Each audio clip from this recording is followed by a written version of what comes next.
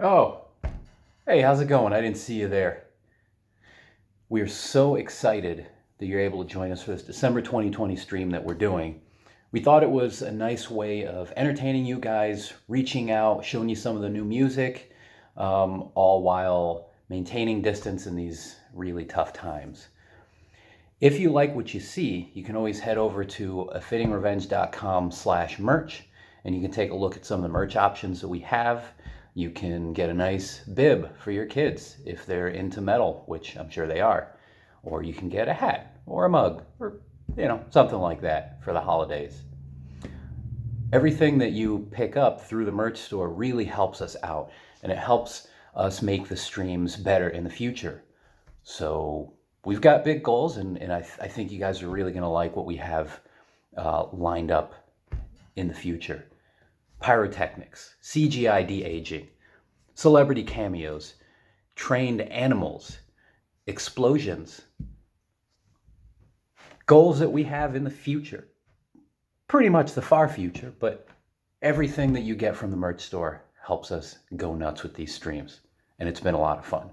So we really, really hope you enjoy this. Let us know what you think, and hopefully we'll do more of these soon. Take care.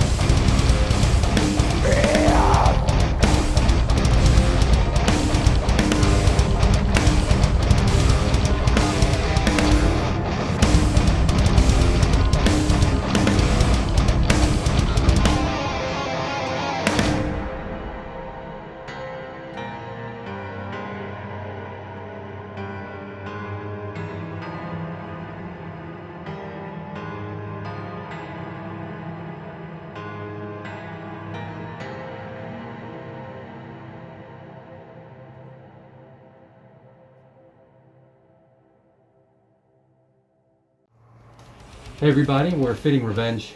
My name's Ledwing, I play guitar. Grant, I play bass guitar. Aaron, drums. So we thought we'd just take a little bit of time and tell you guys a little bit more about us, answer some questions we've gotten, and just kind of clue you in on how we do things, what our process is. So to describe the writing process for one of our songs start to finish, it usually starts with a lot of abstract kind of riff ideas, and we tend to save that stuff. So we'll just put everything into like a shared Google Drive folder, write a crap load of riffs, and then they start to kind of coalesce, and we pick which ones seem like they belong with each other, and we just kind of go from there. And then it's putting it in Guitar Pro and kind of trying to arrange all the riffs together into a cohesive beginning song structure, where then we kind of bring it to the floor for input from the rest of the band. Yeah, we go through a lot of revisions too. Things will get revised. We try to lock in certain stuff, so like we'll revise and revise and revise, and then when we know we're gonna go start to record a song, we'll say to ourselves, okay, we're gonna lock in the structure. Bridges aren't getting added, choruses aren't getting added, structure, you know. When we actually start recording, there's like a final 5% that does get tweaked. You know, it might be a fill or it might be a bass part that, you know, it kind of helps us play these things live, because you don't want to write a check you can't cash. And sometimes as you play something over and over and over, you know, little things develop that weren't originally written, but they're, you know, come naturally, so you kind of want to include that in the final recording. Yeah, as an example, the piano stuff at the end of King Machine, that was, I'm pretty sure that was an 11th hour ad. Yep, that was. It came in. It was a buzzer beater. The night that we sent it off to mixing. Yeah, yeah.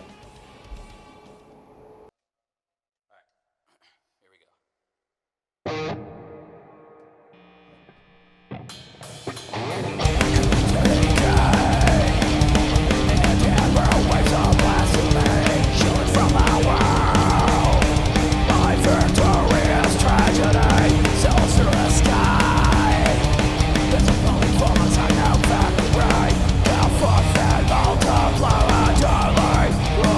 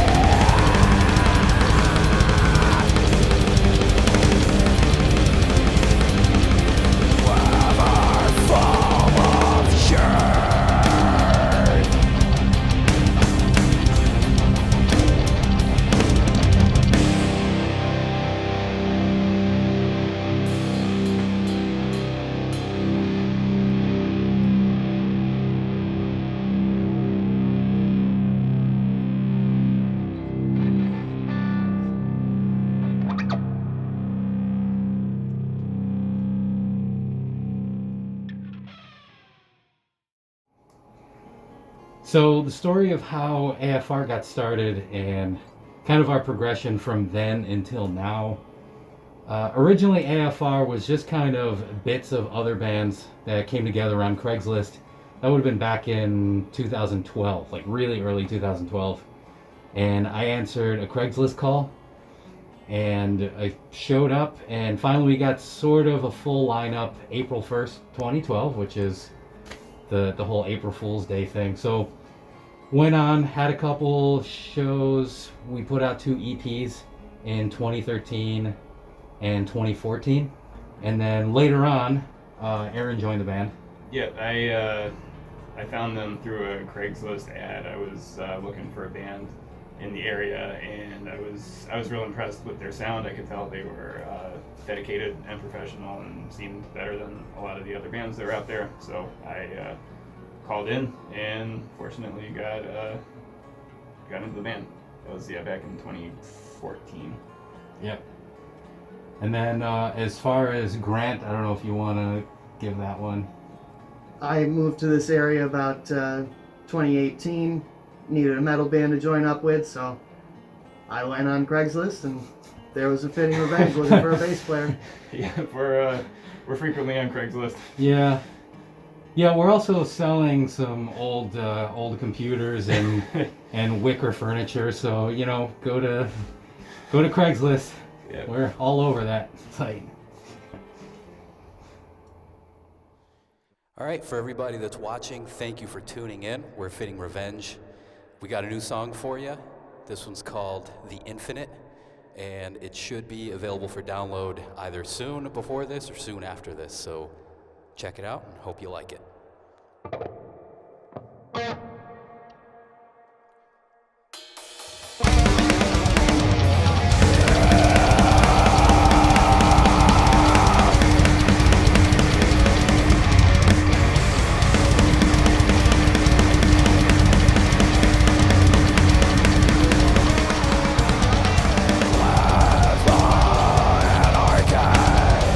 Expanding atoms, siphon life from the mind.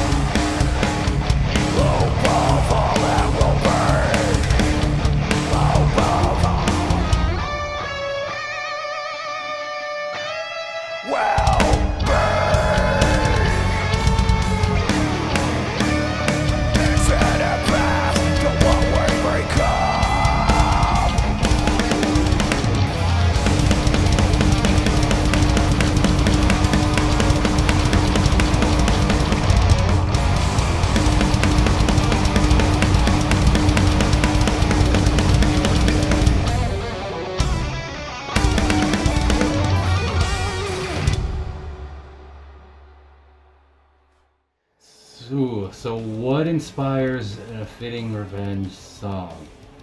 I think hopefully everybody else will agree with this, but what I think encapsulates a fitting revenge, kind of two main things. Number one, we occasionally go into what we've sometimes called happy sad, where you're blending like major and minor stuff a lot and kind of bouncing back and forth.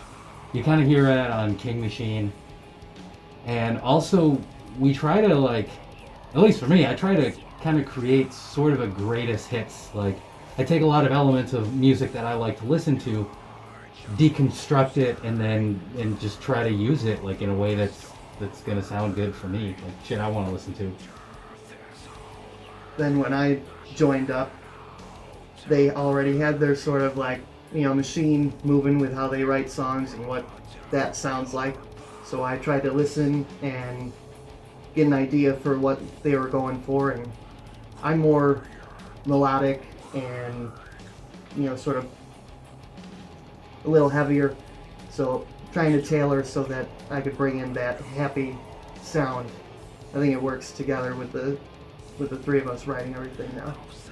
And I kind of try, like, once we get towards the end of the process, I try and add in some elements of, I'm into a lot of like hardcore and metalcore type things, so I try and add some just rhythmic flair, some stuff, just to kind of fill out the sound and make it interesting rhythmically. One thing that's interesting we realized is none of us really like all the same metal. No. We're into very different genres and subgenres, but somehow that all comes together in our writing and it works out. Yeah, I agree with that. Yeah, I think what has helped us too is that over the years, we've had consistent discussions about what the A Fitting Revenge sound is. So we're not the type of band to just throw something out there and hope it sticks. Like, we really, really try to be organized and have a vision. So occasionally we'll sit and go like, this thing you wrote, like, is this too thrashy, or is this too melodic, or whatever it may be. How many entire songs have we written and recorded that aren't going to make the album? Couple. A few. Yeah. A few. It's painful, but you got to do it because Yeah. you have to know like when to. Know when to fold them. Yeah, pretty much. I mean, we've had some shit that's not going to end up on this album that totally sounds like Testament, or some stuff that's just too much on the other side. And the other thing too is that we have a pretty high like songwriting quality bar that we try to. Yeah. So we've cut songs just because they don't fully, like, if we're not 100% feeling it. Not gonna do it. Yeah, and sometimes it hits you hard, but it's okay. you gotta live with it.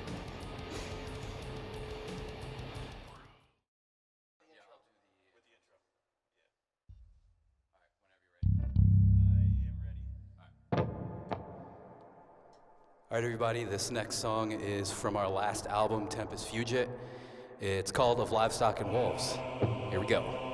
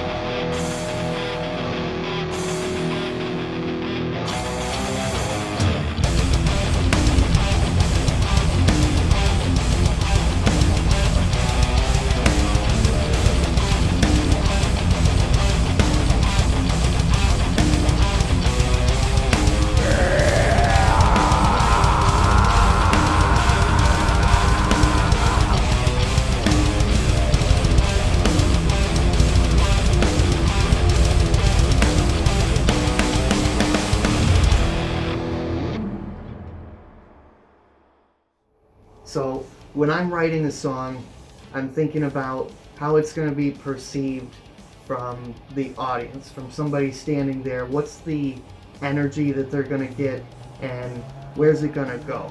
So I don't ever want to write something where I know there's going to be somebody just standing there in the audience doing nothing.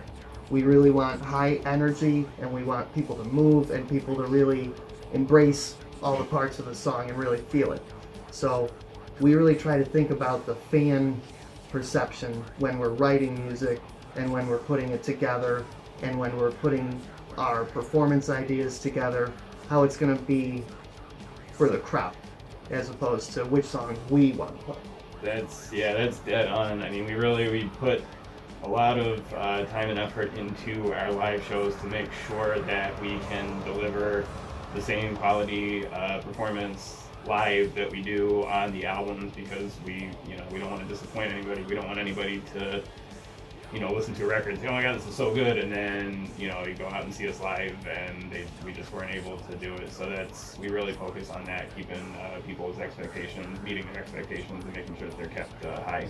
Yeah, those bands, when you hear it and you go, there's no way they're playing that live, and you go and they play it live, that's the most impact I can get from seeing a band. Yeah, that's what we strive for. And to build on what you were saying, like as an example, at least for me, when I am writing something, sometimes what I'll do is I'll just play it like in Guitar Pro. I'll just loop it and I'll sit on the floor and just kind of look at the ceiling and just imagine myself at the back of a venue with my arms crossed like that guy, watching the band, and will my arms eventually uncross? Like, will I like this at some point? And it really has helped inform a lot of things. Yeah, we've gotten a lot of positive feedback on our live performances. People always say that it sounds real good and it was a good job. So we just want to stick to that. Make sure we're making everybody happy. Okay, so I will talk a little bit about just like the timing on shows when they're back to back.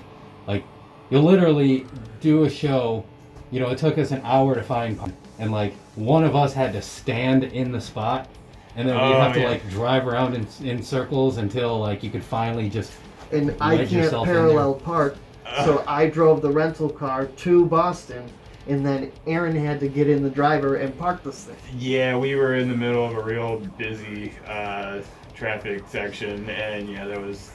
Nope. Yeah. Nope, not doing it, so... No, we left the show super late, and we were staying at an Airbnb. We like go over to park, and there's some crime scene shit happening. Oh, yeah. So we had to drive around again, and mind you, this is like 2 o'clock in the morning. We got to get up. Freezing cold. It was freezing cold. We got to get up at some ungodly hour because we have to drive back. Yeah. I had the best sleep. It was great. But these guys learned that I snore. Yeah. Real bad. Yeah. So it was like one of those things where you like lay your head down and blink and open your eyes and it's morning. Yeah. And you didn't rest at all. Now you got to drive more. Yeah. So yeah, playing shows has some downsides when it comes to travel, but you still love it. Yeah. All the memories. The trip to the show and back, that's always some of the best times. Yeah. Yeah, we get philosophical. Yeah, listen to podcasts. You get to hear what the other people are into. Aaron and I drove to one, and I got to hear a taste of what Aaron likes, and he got to hear what I like. And yeah, it's a good way to get to know your bandmates a little more outside of the practice setting. Yeah, you start to learn their deepest, darkest feelings and fears and regrets and hopes and dreams, and we definitely, at least I feel psychoanalyzed occasionally, in a good way. It's good. 6 hours on the road will do that. Yeah. Yeah. Absolutely. All right, so this is the last song. Everybody that's tuning in, thank you so much for supporting us. Go check us out, Spotify, iTunes. This last song is called The Inquisition. Thanks again.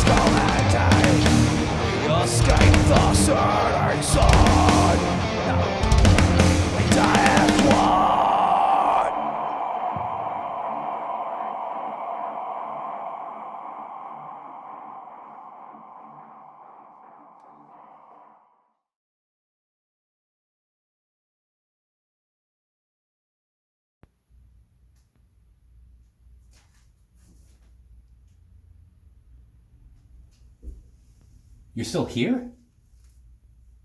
It's over. Go home. Go. Go. Come on. Come on, don't give me that look. You're really gonna give me the puppy dog eyes? Come on, come on. It's okay, it's alright. It's alright. It's alright, you don't have to panic. How about this? Go play PUBG or go to afittingrevenge.com/merch. Get yourself a shirt, maybe a mug or something, a pillow. If you have that, you can always be together, even if you're not watching. Okay? Does that sound good? All right. Okay. All right. Go home, buddy. You silly goose.